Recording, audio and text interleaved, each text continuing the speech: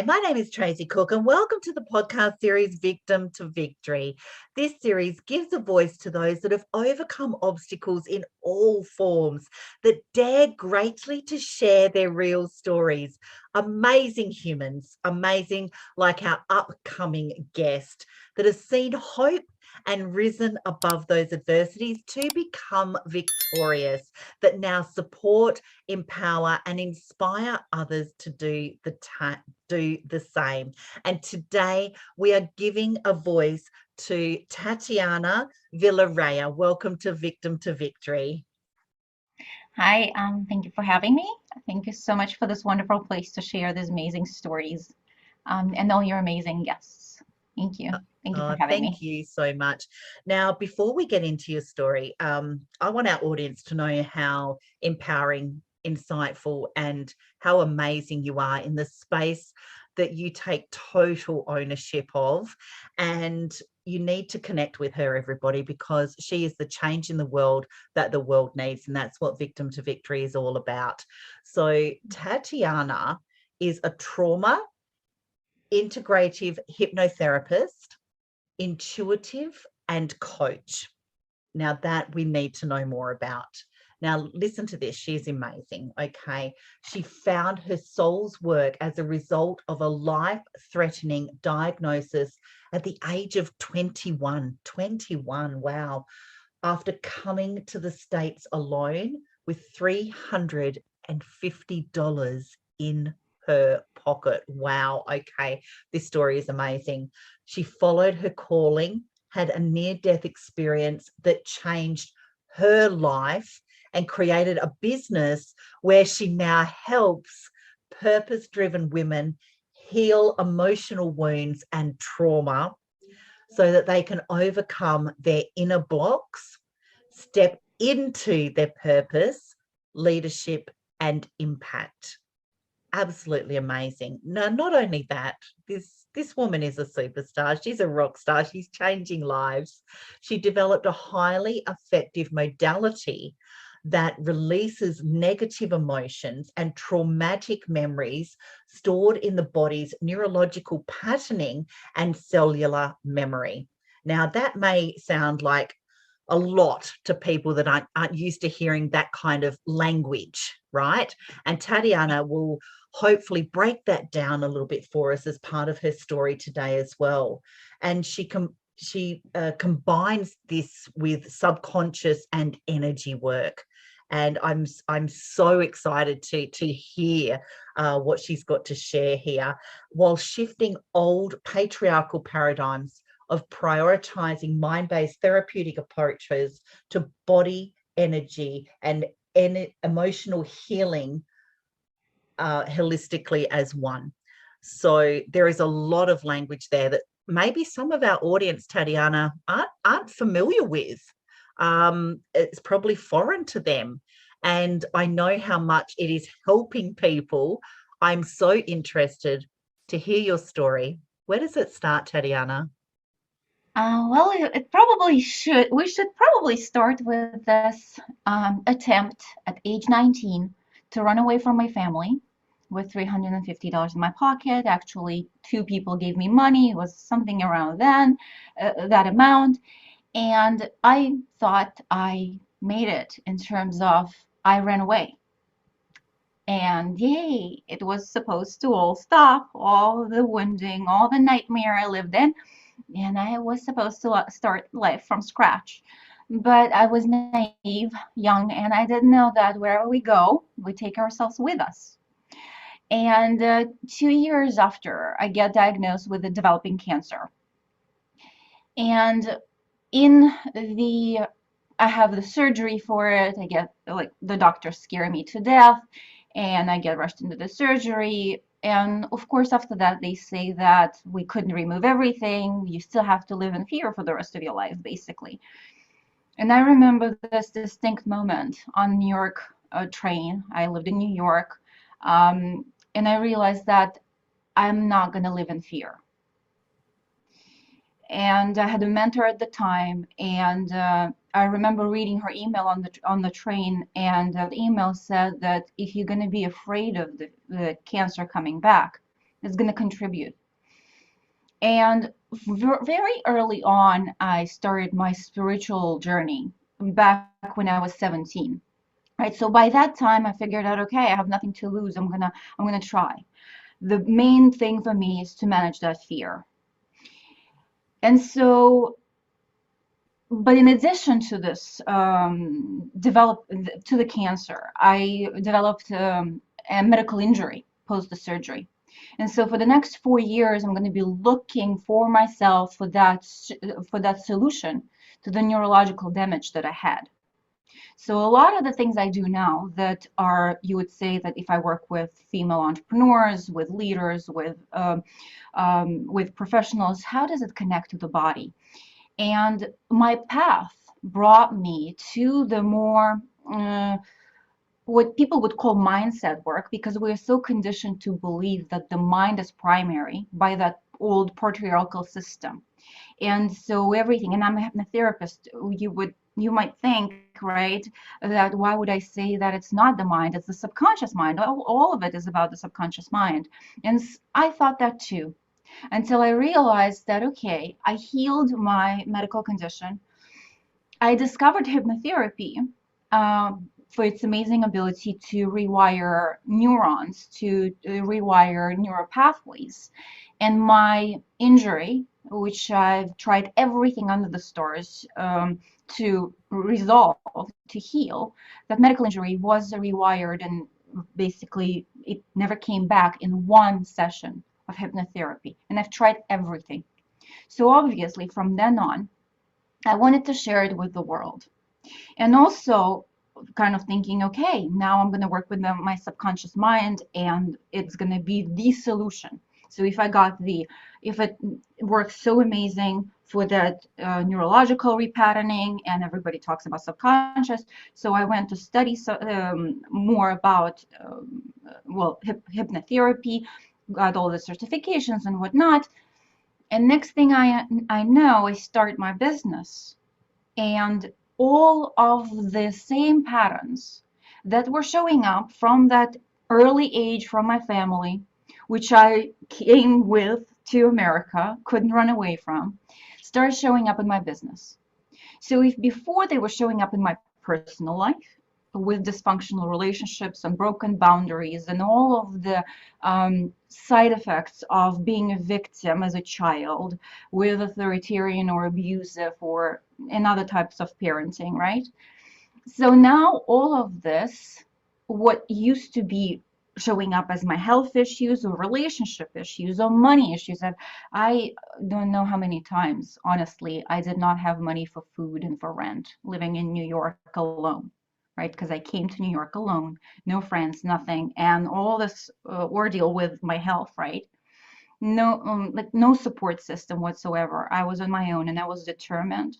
I hit rock bottom so many times that I can't even tell you how many times, right? But I knew with that, because I started on the spiritual journey so early, I knew there is some purpose to this madness. Um, and it's important to note, before I discovered hypnotherapy, in this difficult time of that, when I was working through my medical injury, which resulted in a whole list of mental, emotional issues and all of it because of neurological damage and not the neural pathways and my neurochemistry not working properly, I was depressed. And I remember being depressed for like a year and a half. I was functional. I went to work. People looked at me. They probably didn't even know it. I'm sure a lot of the listeners can relate to this. But I was completely dead on the inside. I'm like, okay, what is the meaning of all of this? I was working with children. I loved my job from the perspective I was making a difference, or so I thought. But really, what was happening as I was working with children, I actually saw how trauma happens in real life. And I was studying psychology, but none of it made sense, and I felt completely empty and asking, what am I doing here? What's the purpose? I would literally cry myself to sleep. and asking why am I going through this? Speaking of the victim, right? Speaking of this breakthrough, about to breakthrough moment. And this is when I had my near-death experience. And having been through the near-death experience, and for a lot of people, probably not people who are not familiar with what near-death experience is, um, people might think that, oh, she almost died. No, near-death experience is when you're consciously going through your own death process. And going through this process was the most scary thing for the personality and the ego and the body, but the most liberating experience at the same time for me, because this is when I got, having been to the other side, right? Having gone through this process, this is when I realized all this madness, all the childhood history, all the family trauma, all of these experiences, all the immigration, all the hardships, they had purpose. And from then on, maybe I still had to work through a lot of things in life. But from then on, I never lost this visceral perspective, visceral feeling in the body, in my consciousness, in all levels and layers of me, that there is purpose and I'm not just suffering for nothing. And this was the first breakthrough. This is when I realized that for a lot of us with trauma and adverse life experiences in childhood, and by the way, statistics in America say that at least 67% of American population have at least one adverse childhood experience, and 12.6% have 4 and more. And I don't think the statistics will be much better for other countries. And after what has happened in the last 2 years with the epidemic, it's only getting worse, right? And so this is when I realized that first breakthrough, that we can't really heal trauma on the fundamental level without consciousness work. And this is what I devoted my life to. So that was the first step, without getting into more of the body, but so that that realization that a lot of people are getting coping skills and mechanisms, but this is not the release. This is not the fundamental breakthrough thing when you realize there is a purpose, there is meaning, and this is the rock bottom. And after that, you can actually start going up. Yeah. That is so refreshing to hear that kind of perspective, because we're told, oh, just change the way you think, or just change one thing a day. And in essence, that's kind of good practical skills to kind of start from, but to go on such a deep conscious level, to go into why, to changing those programs and those neuro patterns. It's really great to have that other perspective of things like that as well. And yes, I mean, I could only imagine what those percentages and statistics are now, especially escalating in the last couple of years. So after you've gone through all of this trauma, and you've learned kind of what message you're supposed to be receiving, where did your journey take you from there? I thought this would be the resolution and the solution. So this is why I'm saying it was the first breakthrough.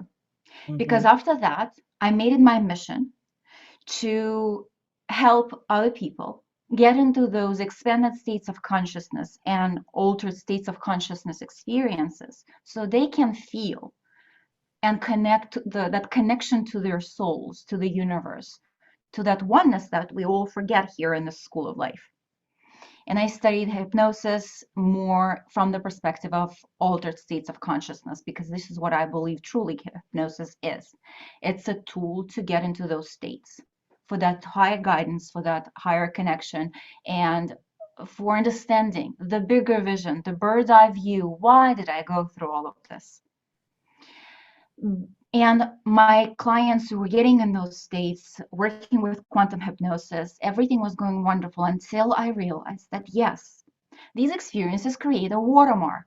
It's amazing, but it's not yet The same as I thought, same as I figured out with that subconscious part, right? That it's not the solution. So I realized that it's also not the solution, it's a partial solution. Because for a lot of people, they will have these amazing, mind-blowing experiences when after the sessions, I will see the client's souls looking back at me when they open their eyes after I count them out. And these were amazing, amazing sessions. And I still do them, by the way. So they were not were, right? I just combine them now. And what I combine them with is the body memory work. And this is the neurological patterning that you read about in my bio. Because a lot of people who would have these amazing out of this world experiences will go home. And even if I work with them with the subconscious mind, all those old programs will take over because we were made to believe, right, that the mind is primary, as I said. But then I realized that consciousness work alone is not enough. And the subconscious work is not enough because the body is its own processing system. It's like the operating system. And the body, we literally store the trauma and the negative emotional experiences in the body memory. So every time we want to do, all these changes and change the mindset, we get back dragged literally into the emotional memory of the experience because the emotional charge and the trauma that's sitting there, and literally we are running it in the neurologically and neurochemically because emotions are chemicals, right? They all drag us back. And so my clients want to change. I'm pretty sure most of people, even though it's uncomfortable, but when we hit rock bottoms, we do want to change. But I'm afraid that we are not using the full kind of basket of the tools that we need. Most people either use the emotional healing or the mind and the subconscious work.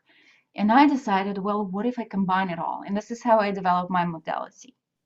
Where, yes, we need the consciousness work to understand the bigger picture and why that trauma happened. And that alone can heal, transform the perception of the person. But then we still have to, as practitioners, right, need to help the client clear up all those neurological connections and that body memory that keeps us back and brings us back. And yes, the subconscious work is important. But what I actually have found is when we do it from the bottom up versus from top down, from the mind and down, right? When we do it from the body memory, the subconscious and the mindset change naturally. And so we don't have to, because the emotional charge is released. The trauma is being cleared, and there is a consciousness and energetic aspect of this work. So it kind of works in this holistic way. But we don't need to break. So for example, when I work with entrepreneurs and they have all the blocks with money or with being afraid of public speaking and camera, I know it's important for you, right? The work you are doing, the amazing work you're doing with podcasts, with people, helping people gain their visibility and create their impact.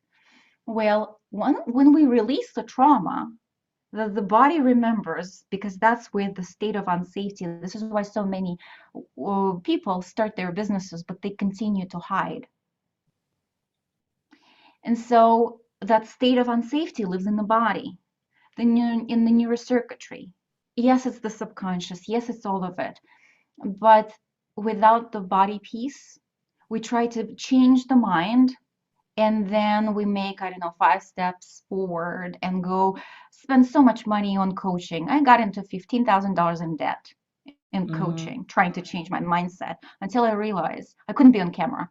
I could not show up. I was hiding I was working through referrals for years because I was afraid. Like my vocal cords would close. I will have like a panic attack kind of fear of camera and public speaking. And this is when I realized, okay, the consciousness work was amazing. I understand the bigger vision. I'm here for a purpose. I'm here for a reason. But I need to clean up all that state of unsafety and trauma that came from my childhood, that came from the transgenerational imprinting. A lot of work I do is connected with like transgenerational trauma and different imprints, right, in the family system, passed down to us through the genes and through the role modeling. And so all of it combined, because we're not robots, we're not minds separate, we're not just, bodies separate. We are all of it together. And so this is how I like to look at it together. I All love the way how you're doing it from the body up, not the mind down, because that's a perspective that I hadn't really explored before. And when you were saying it, it actually clicked, and it just makes so much sense to work like that. And when you're Thank you. saying the body holds the trauma, um, in what ways would a body hold the trauma? Could you elaborate on that area a little bit more? The modern perspective on trauma is that an emotional wounding and all of the emotional negative emotional experiences will work the same way. But the modern perception of trauma is that it's not some event, right, that happens, like it's not an attack or war. It's an experience of our nervous system in the body, which is deeply individual of what this event is. So, for example, for one child, a sensitive child growing up in a very non-sensitive family, for one child, this will be trauma. For another, it might be not as much, depending on the nervous system state and predisposition, right? Same as with bullying, same as with any other events. And it can be both like a shock to the nervous system, a lot of something, or vice versa, lack of love, lack of support, lack of boundaries. Even in childhood, it's trauma. Attachment style is trauma because it's the perceived state of unsafety, of being not enough and unlovable. For example, the psychological trauma of being molded into something we are not. It's this like daily experience of the body when we are denied love, when we are denied connection. And for a child, it's critical. The touch, the support, the eye contact, the presence of the parent. And a lot of people might be listening and wondering, well, why is she working with like professional and business entrepreneurs, right? Well, because all of this shows up in our life. There are studies, amazing studies right now that show that adverse childhood experiences affect our financial behavior and financial situation later in life dramatically. So there is a lot of studies about health and how it shows up, like a mortality, digestive issues, and depression, mental health issues. All of it is kind of like getting into the mainstream, but nobody's talking about that. For example, entrepreneurs, right? All of Mm-hmm. us, we don't fit into this world for a reason. We want to create something different. Well, a lot of those reasons are that we come from challenging backgrounds. We don't quite belong for different reasons. And especially for us introverts and sensitives and creatives, right? Well, we bring all of this baggage, same as I did with coming to America and thought I ran away. We can't run away from it. So it shows up and will continue to show up in our career, in our finances, in our business, everywhere we go. So it's not just like dysfunctional relationships and abusive partnership. It shows up everywhere. And back to the body. So it's that felt experience in the body that gets stored in the cellular memory, that gets stored in the neurocircuitry, the nervous system, the autonomic nervous system, that basically turns on into the fight or flight, the freeze or fawn, the people pleasing that comes from it. And all of that is a recorded mechanism that needs to be rewired. And healing has structure. And healing doesn't happen like out of the blue, just, here and there. healing, there is structure, there is methodology, and some steps cannot be skipped. And a lot of people, and myself included, we try to run away into spirituality, let's say, to heal our trauma, but spirituality is not equal to trauma work. And so this is why I work from the bottom up, from that state of unsafety or state of not enoughness and not livability in the body. Yeah. I like how you really touched on almost the money mindset as well, because in the entrepreneur world, as we know, there's a lot of people talking about removing your blocks and creating an abundance, right? Very generic, very general. Yep. But when we actually delve into that, we can relate that back to our blocks and relate it back to our traumas. And, you know, a lot of people are, the perception, I believe, is that people are scared that they will fail. I believe that that is a genuine belief and very well founded, and it comes from that trauma. But I think the biggest trauma, especially with entrepreneurs, is the fear of success, the fear of having the abundance, because that's the way we are programmed. And that's the way, unless we change not only our mindset, but our body and our health and our relationships, and get rid of those old programs, none of it will come into fruition. And you'll still be on the hamster wheel, spinning your wheels, because all you're thinking about is, if I sit there and listen to Yanni and burn a candle and make a vision board, then I'm going to have money, right? It's just totally not that. You nailed it. You nailed it. Yeah. And actually, that's what I see in my work a lot. Most of the people I work with are afraid of success, not failure. It masks as a fear of failure, but the reality is, when I guide them through the process, and again, I work mainly through the body, even though I don't touch anyone in terms of, there is no need for contact. Everything is done online. I work with clients from all over the world, but the body keeps the score. And so a woman who comes to me and says, yeah, I want to make, I don't know, 30,000-40,000 a month. But then I guide her through the process, and what shows up is she is scared of being visible, known, seen, famous, that things will be taken away. For example, I recently worked with somebody who went through a loss, financial loss in her family, when things were literally taken away. In her, you might say, subconscious, and yes, of course, it's the limbic brain, and we then try to protect ourselves for the rest of our lives from something that, you know, hurt us, scared us. But again, if we look at it from the perspective of, as a child, she felt unsafe to the point where she didn't even know if her family is going to have enough money for food or to keep the house, and if it will ever, ever, ever stop.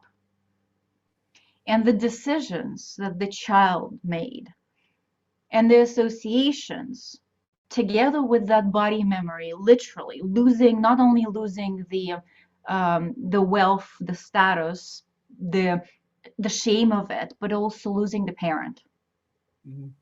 In that story, there was a particular story.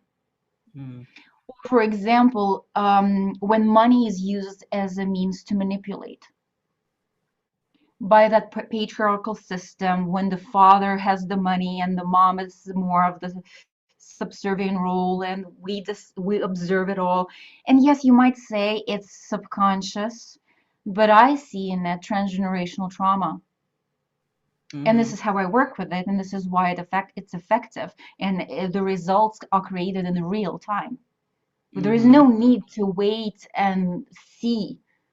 How you wait and see is, you go, the client returns, or when I do it for myself, I return to my life. The client returns to their life, and the same trigger does not do anything, there is no emotional charge anymore. And this is emotional and mental freedom. And so we're not breaking our brain, trying to think differently. If the unsafety is resolved, then we are free to do whatever we want as entrepreneurs, as business professionals. We're not afraid to ask for a raise at work. We're not afraid to increase our prices. And instead of going to a coach and the coach will tell us, right, as entrepreneurs, you should be charging more. And we'll give all the justifications that like you are undercharging and overgiving. But I knew that. I knew that. I could have, like, I heard it from every possible source, including from my clients who were telling me, I don't think you're charging enough for this. But my body was paranoid, scared, breathless. And until this is resolved, we will be trying to change our mind until the cows come home. Definitely. And I think too, like, I just love the way you explain it as well, Tatiana, because you explain it in such a way that it's so digestible. So for an audience that may not be used to this kind of, neuro patterning and things like that and programming, you explain it in such a way that is so digestible and so simple to understand, yet it's so complex at the same time. And when you were talking about the money, I remember in the house that I grew up in with my parents, there was always wait till next payday. Oh, can you make your shoes last a bit longer? We can't afford new ones. You can't go to that school because we can't afford it.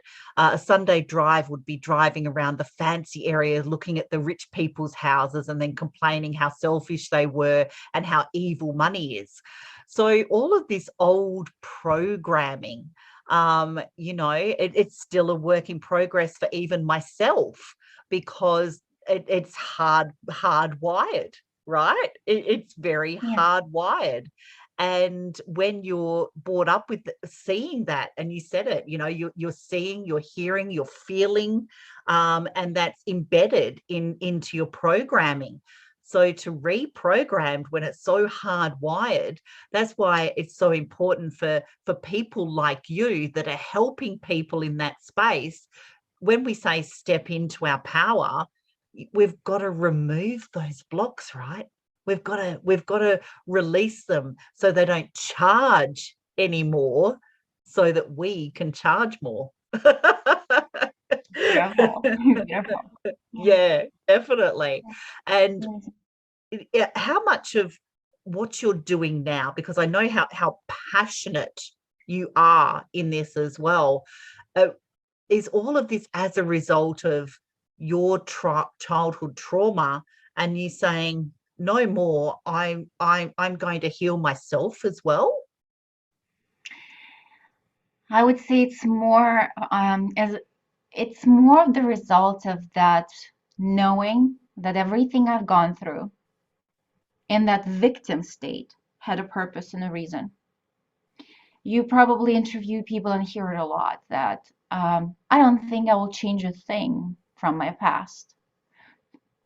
Have you ever heard this? Yes. And I could never ever digest this before. Like, why would you go through any of that hardship, like pain, all of it? Why would anyone say that? I would do it again if I needed to. Well, because when there is no emotional charge and no pain that we're holding anymore, and we see the beauty of what we can do with those tools and the gifts and realizations. And when we live for serving the greater purpose and the greater good, this is where the real fulfillment comes from, right?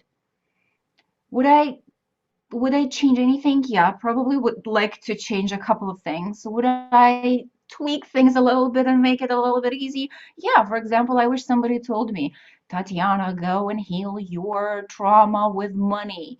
And all the World War II, because both of my grandparents were in World War II. And just trauma from that on the body level and unsafety alone was plenty. I wish people told me this, but I also wouldn't have developed what I developed now.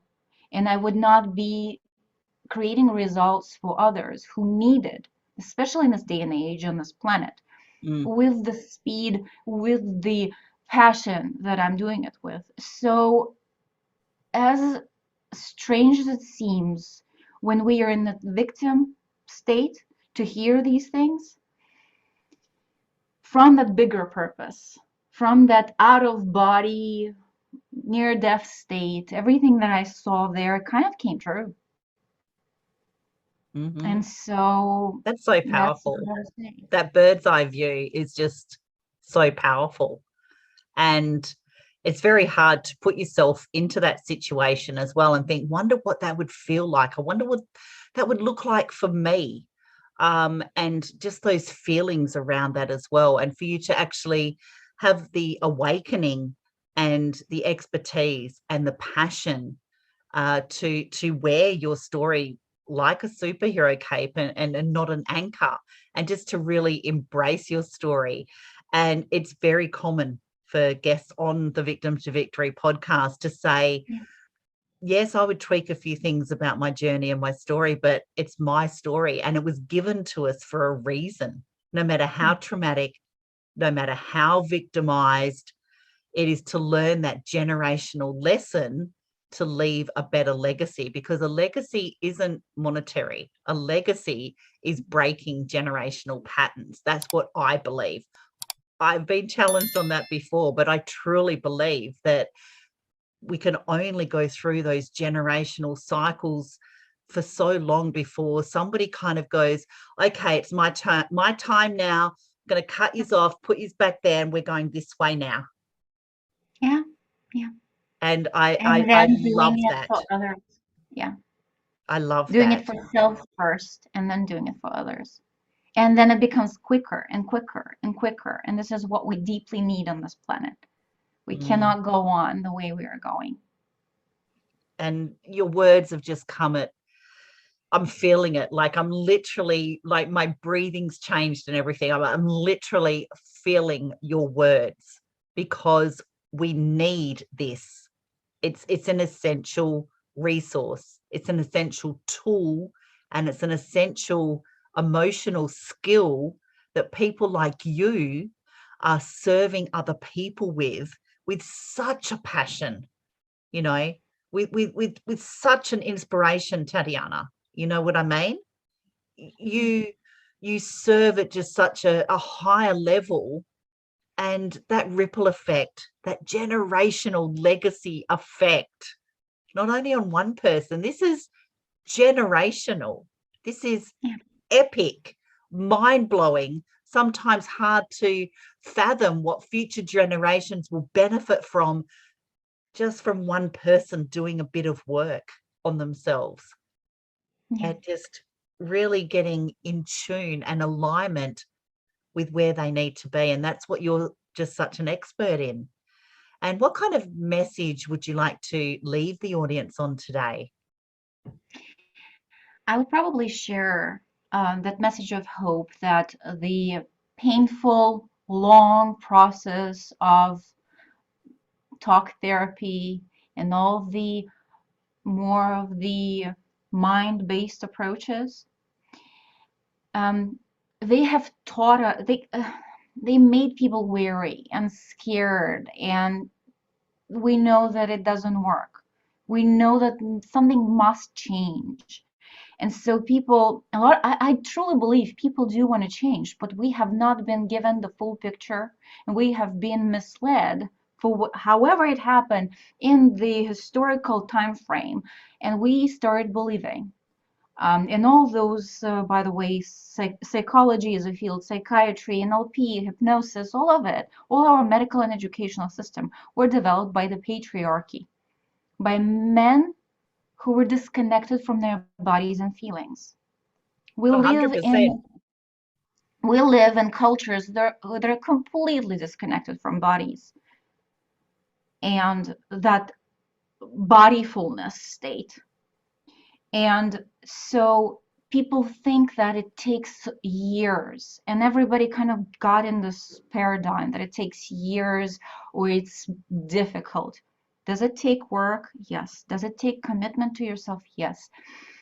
but it doesn't have to be so long if we do it in a more holistic way, and if we do truly begin with that state of unsafety, with all those fears that ultimately at the bottom of all of it, all of our blocks, at the bottom, behind all of them, underneath all of them is fear.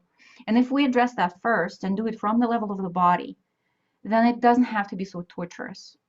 And on the other end, there are a lot of people who talk about manifesting right now.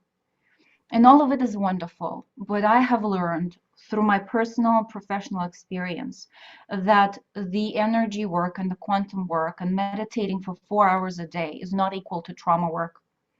We are multi-traumatized species, and this imprints and the emotional wounding are epigenetic, and they live in the body.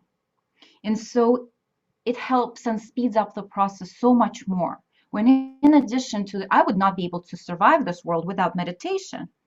I am all for meditation. I'm all for manifesting and quantum work and everything.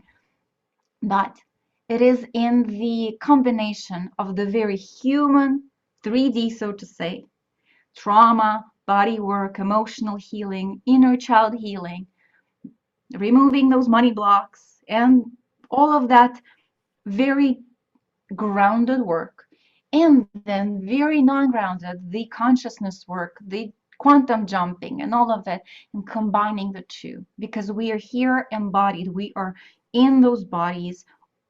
The bodies have rules and laws, and combining the energetic and the physical and the mental and the emotional, combining it is the quickest path to this transformation at the deepest levels. So we're not going in circles. So at every level we change something and it comes up again and again and again. So is this where the new level, new devil phrase comes from as well? Tell me more. The new level, new devil. I've always wondered what that that was the wording that I heard when you were explaining that. I'm thinking you keep hearing this new level, new devil, because once we heal from something, there's something else to heal from. When you were talking there, that's all I could hear in the back of my head: new level, new devil. Well, it makes sense. That's what I was thinking, but I just wanted to clarify, because look at it. If we're trying to change by controlling and willpowering through our blocks, and we are determined and we are doing it with that willpower, or just with emoting and just releasing endlessly and going, like kind of going to talk therapy is like talking to the girlfriend on the phone. You feel better, but then it comes back, right? And so from that perspective, yes, if this is not released on the level of genetic memory, literally, there will be new devil at every new level. But I'm suggesting completely different things. Yeah. No, I love it. I love your perspective, and thank you for being so brave to share your story as well, and your vulnerability, and telling us how you've arrived in the US with $350 in your pocket and bringing your baggage with you, so it does come with you. And that is something that really needs to be talked about, and I really appreciate you sharing your story, your skills, your passion, your inspiration, and definitely your empowerment to be the change in the world, Tatiana. Thank you very much. And you can find the Victim to Victory podcast series on YouTube, Apple, Spotify, and Facebook. Please subscribe, share, and comment to help be the change that the world needs. Just like Tatiana is doing. She is a world changer. Please connect with her. And if you have gone through a trauma, Tatiana is the expert, leading expert. You need to connect with her. And let me leave you with a message of figure out who you are and do it on purpose. Thank you so much, Tatiana. Bye for now.